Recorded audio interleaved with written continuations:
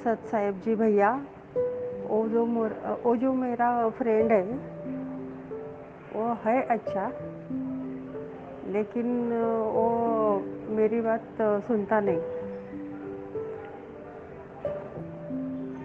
वो बोलते हैं कि हम घर जैसे रहते हैं, तो इसमें क्या दिक्कत है। हमारा जो नाता है वो नाते से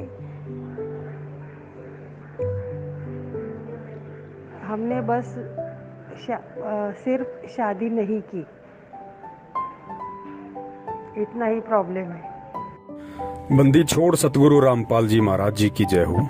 सतसाई बहन, आपने एक बार पहले भी मुझे कॉल किया था और आपने अपने जीवन से संबंधित कुछ बातें मुझसे शेयर की थी। पहले आपकी शादी हो चुकी थी, बच्चे भी हैं आपके, और उसके बाद आपके पति का देहांत हो गया। इसी बीच आपकी एक पुरुष से मित्रता हो गई और जो भी आपके संबंध रहे हों उनसे। उसके बाद आपको परम पूज्य सतगुरु रामपाल जी महाराज जी का ज्ञान सुनने को मिला। आप जी ने उन्होंने नाम दीक्षा ले ली। अब नाम दीक्षा लेने के बाद आपका जो पुरुष मित्र है वो आप जी को दबाव डालता है शारीरिक संबंध बनाने के लिए, लेकिन आप जी की आत्मा अब उस बात को स्वीकार नहीं करती है। इस विषय में आपने दास से पहले भी बात की थी, आज भी आप उसी के रिगार्डिंग बात कर रही हैं। तो देखिए बहन, हम परम पूज्य सतगुरु रामपाल जी महाराज जी की भक्ति कर रहे हैं, हम उनके भगत हैं। और इस भक्ति मार्ग में जब तक आत्मा पतिव्रता धर्म को प्राप्त नहीं करेगी तब तक वो आत्मा अपने पति को अर्थात अपने परमेश्वर को नहीं भाएगी, अच्छी नहीं लगती।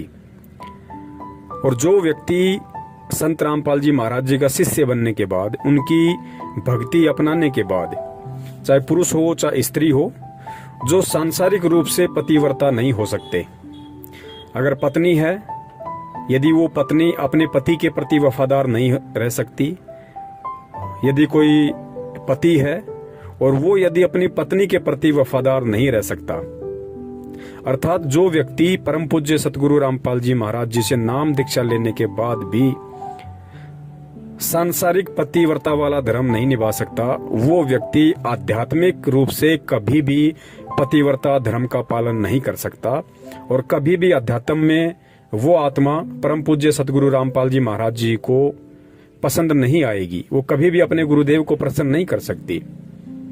और कहते हैं जिन बातों से गुरु दुख पावे तिन बातों को दूर भगावे। आपकी जिन भी, चाहे वो सांसारिक हो चाहे आध्यात्मिक हो, किसी भी प्रकार के वो कर्म कुकर्म हो जो आपके गुरुदेव को पसंद नहीं है, यदि फिर भी आप उनको करते हो तो आपका गुरु आपसे कभी भी खुश नहीं होगा, कभी भी प्रसन्न नहीं होगा। तो बहन, आपने अपने पुरुष मित्र को ये बात अच्छे से समझा देनी चाहिए और उन्हें बता देना चाहिए कि गलतियां सबसे होती हैं जब तक अनजान थे। अज्ञानता में चाहे पुरुष हो चाहे स्त्री हो, लाख गलतियां कर देते हैं। मुझ पवन दास की भी नाम दीक्षा लेने से पहले यही स्थिति थी, ऐसी कोई बड़ी बात नहीं है बहन। मैं कभी भी अपने अवगुणों को छुपाता नहीं हूं। मेरी शादी हो गई थी, शादी होने के बाद भी मैंने अनेकों औरतों से मित्रता की। आप जी समझ सकती हैं, मित्रता होने के बाद खाली वो मित्रता तक ही सीमित नहीं रहती है बात।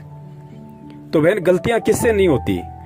मैंने तो ये बात मेरी पत्नी को भी बता रखी है कि भाई नाम दीक्षा लेने से पहले मैं तो इतना नीच इंसान था, मैंने तो बहुत सारे कुकर्म किए हैं, लेकिन नाम दीक्षा लेने के बाद गुरुदेव कहते हैं कि बच्चों, तुम्हारा फिर से जन्म हो गया, मैंने तुम्हारा नवीनीकरण कर दिया, मैंने तुम्हें एक बार सोना बना दिया। अब तुम रांग बनने की कोशिश मत करना, तुम तांबा या पीतल बनने की कोशिश मत करना, वरना उसके बाद मैं तुम्हें सोना नहीं बना पाऊंगा। तो बहन, मैं कितना कुकर्मी इंसान था, मैं कितना गलत था, ये सारी बातें मैंने अपनी पत्नी को भी, अपनी भक्तमती को मैंने बता रखी हैं। और आज हमारे को एक दूसरे के ऊपर जो विश्वास है वो पहले नहीं था बहन। तो गलतियां सबसे होती हैं बहन, लेकिन भगवान मिल गया, भगवान ने हमें जानकारी करवा दी, हमें ज्ञान दे दिया, हमें इस मानव जन्म का जो लक्ष्य है, जो टारगेट है, हमें वो बतला दिया। हमें उस दिशा की तरफ आगे बढ़ने के लिए एक रास्ता दे दिया, इशारा दे दिया। अब बहन हमने उन पुराने कुकर्मों में नहीं धंसना है। अब यदि हम वो गलती करेंगे, क्योंकि परमेश्वर ने नाम दीक्षा देते ही ये वचन दे दिया कि बेटा धीरे धीरे धीरे धीरे मैं तेरे सारे वो कुकर्म, तेरे सारे अपराध, तेरे सारे पाप कर्म क्षमा कर दूंगा। जैसी तू भक्ति करेगा उस हिसाब से मैं धीरे धीरे तेरे पिछले इतिहास के सारे कुकर्म के जो काले पन्ने हैं मैं उनको साफ कर दूंगा, बशर्ते तू ये नाम दीक्षा लेने के बाद, ये ज्ञान लेने के बाद आगे किसी भी प्रकार का वो कुकर्म ना करे। तो बहन हम ऐसी गलती अब क्यों करेंगे? जो कर्म हमारे प्रयत्नों से असंख्यों जन्म नहीं कट सकते थे, वो पाप कर्म परमात्मा ने नाम दीक्षा देते ही हमें आश्वासन दे दिया, विश्वास दिला दिया कि बेटा धीरे धीरे करके मैं तेरे सारे पाप कर्मों को काट दूंगा। अब तू आगे अपनी भक्ति कर और मेरी मर्यादाओं में रह। तो बहन अब नाम दीक्षा लेने के बाद में पहले यदि कोई बहन थी और यदि उसका किसी पुरुष से संबंध था तो आगे उसने उस संबंध को बिल्कुल समाप्त कर देना चाहिए। और यदि कोई पुरुष था, उसका यदि किसी स्त्री से कोई संबंध था तो उसको अब वो संबंध बिल्कुल समाप्त कर देना चाहिए। उन्हें समझा देना चाहिए अच्छे से, प्यार से, और एक भाई बहन का रिश्ता कायम कर लेना चाहिए। अगर सामने वाला समझदार होगा तो उस चीज को एक्सेप्ट कर लेगा। अगर नहीं करता है तो हमने उसका किसी भी क्रिया में, उसका किसी भी बात में, किसी भी प्रकार से कोई भी समर्थन नहीं करना है। और अगर ज्यादा जोर जबरदस्ती करता है तो उसके लिए आप जी कानून का सहारा ले सकती हैं। तो अब हम सतगुरु की शरण में हैं और सतगुरु की शरण में आने के बाद में अब हमने बिल्कुल भी गंदगी में पांव नहीं देना है। तभी हमारा परमात्मा प्रसन्न होगा, तभी हम इस भक्ति मार्ग में कुछ हासिल कर पाएंगे, कुछ प्राप्त कर पाएंगे। तो बहन हमें बहुत सोच समझ के एक एक कदम हमने फूक फूक के इस भक्ति मार्ग पे अब रखना होगा। और जाने अनजाने में यदि मन में ऐसा कोई दोष उत्पन्न हो जाता है, ऐसे कोई भाव आ जाते हैं, क्योंकि हम काल के लोक में रहते हैं, पांचों विकार यहाँ सबके अंदर हैं। और गुरुदेव कहते हैं कि बच्चों ये पांचों विकार कभी भी नष्ट नहीं होंगे, ये डाइल्यूट हो जाएंगे, निष्क्रिय हो जाएंगे, वो भी ये भक्ति करते रहने से। तो ऐसा यदि किसी विकार के दबाव के चलते मन में ऐसे कोई दोष आ जाते हैं तो उसके लिए हम जो भी जाने अनजाने की गलती होती है हम परमात्मा से क्षमा याचना करें और आगे से कोशिश करें कि दोबारा से हमारे अंदर वो भाव ना उत्पन्न हो। तो बहन अब आपने किसी भी प्रकार से आपके पुरुष मित्र को सहयोग नहीं करना है, आप उन्हें अच्छे से समझा दीजिएगा। अगर वो समझते हैं तो अच्छी बात है, अगर नहीं समझते हैं तो आप उनसे अपना बिल्कुल रिश्ता समाप्त कर लीजिएगा। अब यदि आपका कोई मित्र है, आपका कोई भाई है, आपका कोई पति है, आपका कोई रिश्तेदार है, आपका कोई परमेश्वर है, असली मायने में तो वो आपका गुरु है, आपका सतगुरु है। और यदि उसके बाद भी वो नहीं मानते हैं, आपको किसी भी प्रकार से दबाव देते हैं, फोर्स करते हैं, डराने की कोशिश करते हैं, तो बहन आप निर्भय होके और अपने गुरु पे विश्वास रख के आप जी कानून का सहारा ले सकती हैं। और उन्हें बता दीजिएगा कि आइंदा ना मुझे फोन करें, ना मुझसे मिलने की कोशिश करें।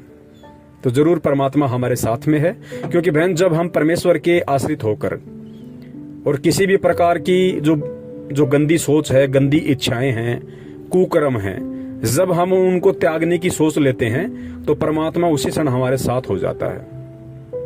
परमात्मा बहुत सारे रास्ते खोल देता है और भगत को उस गंदगी से परमात्मा हाथ पकड़ के बाहर निकालता है। ये 100% श्योर है, इसमें कोई झूठ नहीं है, सत्य है ये।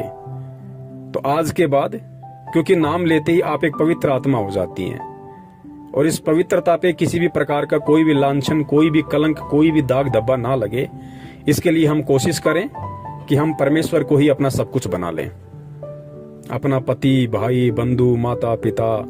और है भी वही असल में, जो रिश्ते यहाँ के रिश्तेदार नहीं निभा सकते, उन रिश्तों को वो परमात्मा 1000% बखूबी निभा देगा बहन। वो सारा आश्रय देता है, सारा प्यार देता है परमात्मा, जो यहाँ के रिश्तों से नहीं मिलते। तो आपने यदि परम पूज्य सतगुरु रामपाल जी महाराज जी की भक्ति करनी है, आपने यदि सतलोक की प्राप्ति करनी है और अपने गुरु के दिल में विशेष जगह बनानी है, तो बहन आपने बिल्कुल पतिव्रता धर्म का पालन करना पड़ेगा, चाहे सांसारिक हो चाहे आध्यात्मिक हो। और जब तक हम दो नाव में पैर रख के चलेंगे बहन, हम कभी भी अपनी मंजिल को प्राप्त नहीं करेंगे, कभी न कभी हमारा पैर जरूर फटेगा। सत साहिब, जय हो बंदी छोड़ की।